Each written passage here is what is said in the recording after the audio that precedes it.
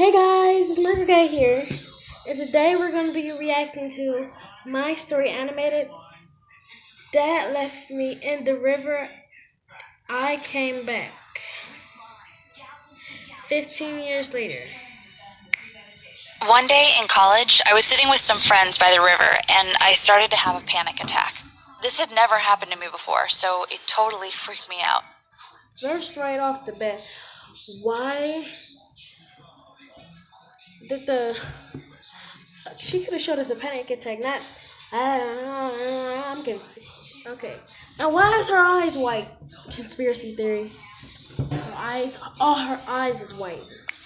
The river was flowing really fast and one of my friends threw a rock across it, and that's when it happened.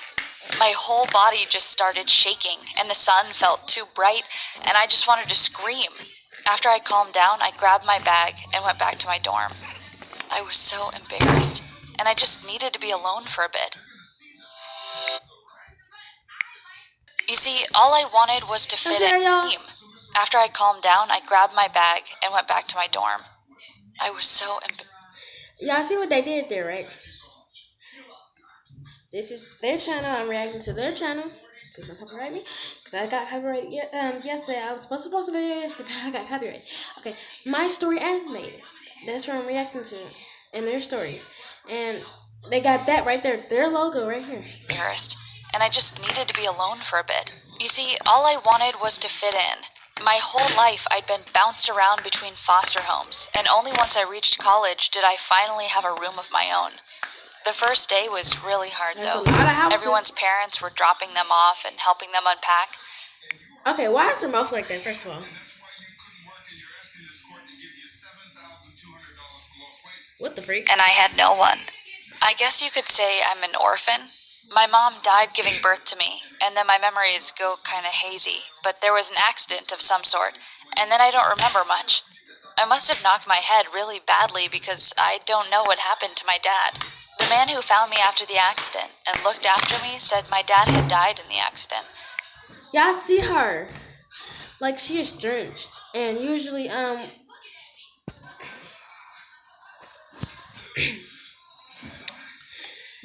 when it's drenched.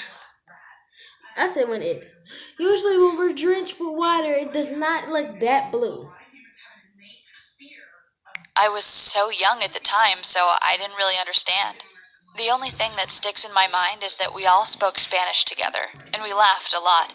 But the first foster home I was in said that wasn't a real memory, and that my name was Sarah, and I was clearly an English-speaking American. Y'all see that house, y'all? Didn't have no doors whatsoever. Oh dang! I'll pause this video at 1, 2, 3. Well, now I was in college studying Spanish as a major, and my professor said I was the best student he'd ever had. I was so good that he came to me one day and said there was a summer program where I could go to Mexico and live with the host family and properly immerse myself in the language and culture. I told him I couldn't afford it, and he said he could arrange a bursary for me. I was so relieved. Why that freak does she look like that? She like no, that's illegal. Mainly because I had no plan of where to stay during the vacation time. I definitely wasn't going back to the foster home, and it's not like I had any family to go to. And girl, what I kind just of hope fashion the panic sense you attack wearing? stopped before then. And why? Ever since that day at the What is river, this? they've been getting worse and worse. I'd gone to the pool to watch my boyfriend in a swimming competition, and one guy had slipped and fallen in the pool, and I just watched in horror. I could barely breathe, and I think I panicked more than the guy. How the heck do you panic? I was scared too, but I'd be like, okay, I'll run over there, she okay, but I wouldn't be like, oh my god, oh my god. And he the one feeling he's not that much panicky. Boyfriend told me I needed to seriously chill out. And when I told him about the Mexico program, he said I should go for it. I thought he'd be sad. Y'all see her? She just get bounced up and down like.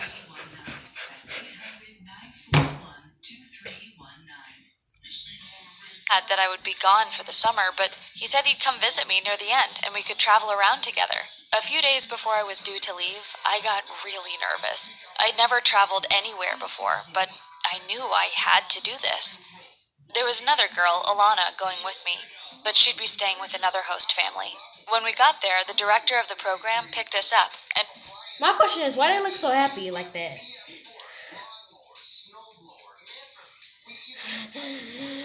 Especially her, black hair girl that's talking. No.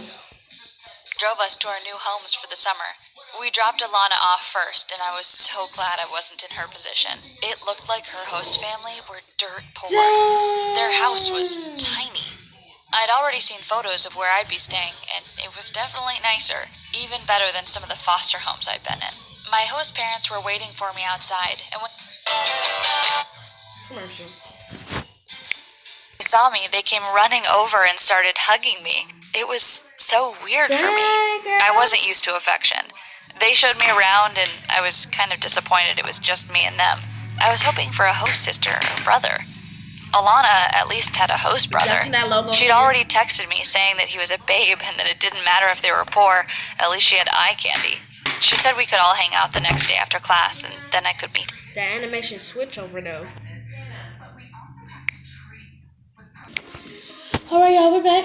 I don't even know where we left off. At dinner that first night, my host parents kept looking at me, saying I looked like I belonged here, and they asked me if I felt at home. You know what? I did feel at home. The only thing bothering me was the sound of the river nearby. It was so loud, and I started to feel quite anxious. I was so tired after the flight, though, so I needed to sleep. A little while after I'd gone to bed, I heard voices. It must have been my host dad's friend. He sounded drunk, and I could hear him chatting away with my host. Okay, why are you hearing voices, and why is that mattress like 10 times bigger than you? Dad for hours. At some point in the night, I heard my door open. I woke up straight away and realized the drunk man was standing there. I sat upright and asked what he wanted. Then he quickly walked out and said he was just looking for the bathroom. After that, Okay, you should have just stayed there and just not say anything and kept distance. You should have never asked him. Because you don't know what he could have done to you. He could have got mad because he's drunk. Y'all know. Couldn't sleep. I was so creeped out. The next day was our first day of class, and Alana walked in with a big grin on her face. She winked at me and said that her and her host brother had gotten close last night, and that she hadn't had much sleep. I couldn't believe it. Her trip was way more exciting than mine so far, but... Another thing, why is she running like that, y'all? At least my boyfriend was coming to visit in a month. After a whole day of classes, I was exhausted, but Alana's host brother Pedro was waiting outside to take us on a tour of the town. I introduced myself, and he wouldn't stop staring at me. I could see Alana was getting uncomfortable. She even hit him on the arm and said, "Why not just take a picture? It'll last longer." And then he laughed and said, "Sorry, she just looks so familiar." It was pretty odd. He kept staring at me the whole afternoon. Eventually, Alana said she was... He just looks so drunk, y'all. He's looking so drunk. Did she faint? Let me see. feeling sick and asked to go Oh, home. she feeling sick. And Pedro dropped her off. Then he said he'd drive me home too because it was too hot to walk. Alana, of course, was not happy about this and gave me an evil glance as she got out. I had to ask him to keep his eyes on the road as he was constantly staring at me. "Listen, Pedro, I have a boyfriend. I'm not single, okay?" And he laughed and said he wasn't attracted to me. I just looked like someone he used to go to school with. Then he asked about my family, and I said it was just me, and he looked confused. "What do you mean, just you?" he asked. And I explained I'd spent my whole life in foster homes and didn't have a family. Then he reached out and gave me a hug and said, "We are your family now." Wow, these Mexicans were full. Okay, that was weird. In a way, she was feeling so uncomfortable when he hugged her. She was straight up like help. I just met this guy today. The next day was my birthday, and I thought maybe Alana and I could do something fun to celebrate. But then Alana arrived at class with her suitcase. I apologized for the day before, thinking she was leaving because she thought Pedro liked me, but it turned out to be much worse. Her mom was sick, and she needed to go back to America. I couldn't believe it. We'd only been here one day. I wasn't ready to be here all on my own. Why is she After walking classes like that? finished, Pedro was taking Alana to the airport, and Alana turned to me and said, "Just remember you have a boyfriend, Sarah." Then she left without saying goodbye or happy birthday. Unbelievable. Well, I hoped her mom would be okay at least. I went home and my host parents were waiting with a big cake and balloons, and I was so happy to see them. I assumed it was just the three of us celebrating, but then the creepy drunk man from the day before appeared. I just realized, just her hair though, like, it looks a mess. And none of y'all coming on my hair. This is just a toss-up do right here. It's good to me. It's all about the natural. All my natural people out here, if you're natural, like this video. I'll give you 3 seconds. 3, 2, 1. Oh, you liked it? Thanks. And he looked so grumpy. Ugh. Great, not what I wanted on my birthday. When my host parents started singing Why? happy birthday, Why? he walked out. Adopted mother He was looks so rude. I looked at my host dad and he just shrugged his shoulders and apologized. He said it was a difficult day for his friend. The rest of the evening, he just stayed outside smoking and looking at the river. It was so... I offered him a piece of cake and he just asked me to leave him alone. When I came back inside, I asked my host parents what his problem was, and they told me his daughter had died years ago and he'd never really recovered. I knew that must have been hard, but I'd lost my whole family and I wasn't going around being mean to people. Why today, of all days? It was my birthday, which meant What it was the also heck? the day my mom had died, so it wasn't an easy day for me either. After that, I just wanted to be on my own, so I went to bed and called my boyfriend. A little while later, I heard someone singing and I got goosebumps. I knew that song. It was one of my favorite Spanish songs, and I realized it was coming from outside.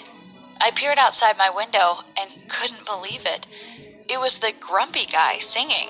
I felt kind of bad for how I'd complained about him to my... Y'all ever notice how most of these stories sound like a movie? Or like something that you will never hear before. That you will never hear ever. boyfriend. So I went downstairs Before, whatever. and told him I liked the song and that he had a nice voice. He was clearly drunk again because he just looked at me. I thought he'd at least say thanks, but I realized he'd been crying, and then he just walked off. I decided to follow him. I was so worried he'd fall in the river or something. Again with the running. "Hey, let me walk with you," I called after him. I then caught up with him and grabbed his arm just before he tripped and fell. There was something about... Tell me why he looked dummy thick though. Why he looked that thick and why is his legs like this? this man that made me curious, especially because of that song. I hadn't listened to it in years because it always made me emotional. I wanted to make him feel better, so I told him today wasn't the best day for me either. I didn't think he was That's really listening, adorable. but I felt like I could connect with this man. We both lost people we loved, and that wasn't easy. We reached the river, and he still hadn't spoken to me. He didn't even acknowledge what I'd said. He just sat down, lit up a cigarette, then started crying. He was saying something about how she would have been 19 years old today and how it was all his fault. I asked him what he meant, and he said he'd been the reason she died. And then he told me Commercial, y'all. his son had also left him, that he'd gone to live in another city because he couldn't stand being around his grumpy father. I mean, I couldn't blame the son, but Okay, I thought that was a dog. I thought he was dragging a dog, y'all. also that's hard. Now he was here all alone, and I definitely know what that feels like. Suddenly, he just got up and walked away, and I decided to sit by the river for a bit. It was really late. You know what I think? I think it might be a possibility that she's actually his daughter. But for some reason there were still some kids playing on the other side of the river. Out of nowhere, I felt that tightness in my chest again. Why was this happening? I really felt like I couldn't breathe, so I lay down and tried to take deep breaths. And then it hit me. Another full-on panic attack. I must have passed out because the next moment I was waking up in some kind of hospital bed and my host parents were there holding my hands. The doctor came in and said I'd be okay, and that maybe I just fell and knocked my head. But I knew that wasn't what had happened. I just didn't know how to tell him that water made me anxious and gave me panic attacks. It must have been about 2 a.m. by that point, and I told my host parents to go home and get some sleep, but they said no way, they weren't leaving my side. Suddenly, I wondered who'd found me, and they said it was Manuel. "Who's Manuel?" I asked, and they laughed and said, "Our old grumpy friend, didn't he tell you his name?" It dawned on me that I hadn't even bothered to ask his name. I couldn't believe he'd saved me like that. "Where is he?" Somebody tell me, why is her hands like... Let me show you that. This is unnecessary. Let me be extra, y'all. Oops, see? This is where extra goes. Oh, wow. Never mind. Her hands was basically like that. But close together. And they said he'd been in shock and gone home. He hated hospitals. Too many bad memories, and I couldn't argue with that. When I got out of the hospital later that morning, I went home to rest at my host parents, and Manuel was there. He was carrying some flowers, and he apologized for treating me badly. I don't know what was the clouds around him that was not necessary, and why is she waving at him like this? Told him it was okay, and thanked him for saving me. And then he asked if I wanted to see photos of his little girl.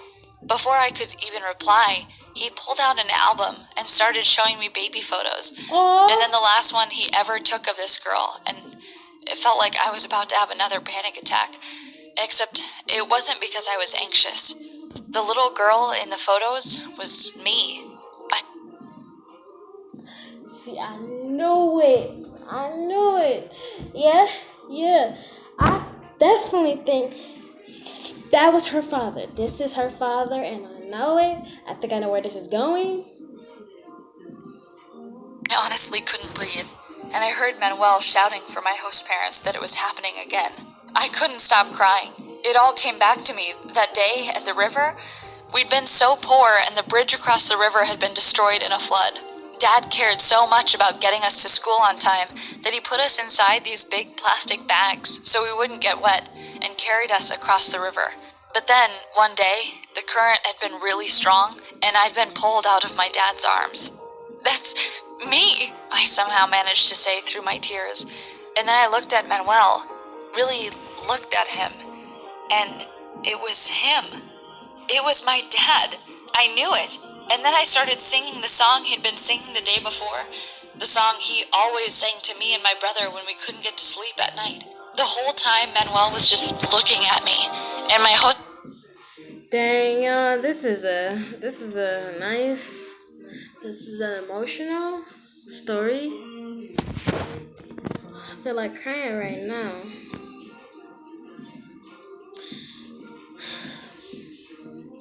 Wow, y'all. I knew this was coming to this. His parents were suddenly crying too, and I've never seen a grown man cry like that before. He came over to me and started clinging onto me, saying, "It's really you, isn't it? I wanted to believe you were still alive, but this is like a miracle. I can't believe it." That day turned out to be the craziest day of my life. I came to Mexico to work on my Spanish, and now I was being reunited with my dad, who I thought had died. We went to the hospital to do a DNA test to check, and the police were there too.